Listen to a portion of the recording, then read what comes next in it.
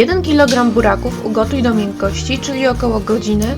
Obierz i zetrzyj je na tarce o grubym oczku. Obierz i zetrzyj na dużym oczku 2 ogórki wężowe lub 4 spore ogórki gruntowe. Dodaj 1 litr soku z buraków,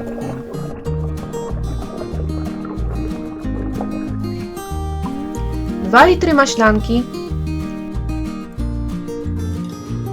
1 szklanka mleka, 400 g gęstego jogurtu naturalnego, pół pęczka posiekanego świeżego koperku,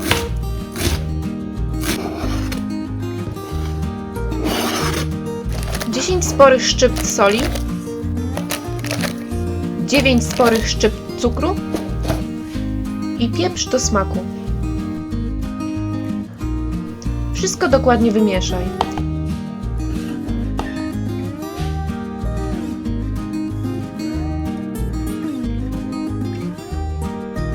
Podawaj na zimno z ugotowanym posiekanym jajkiem.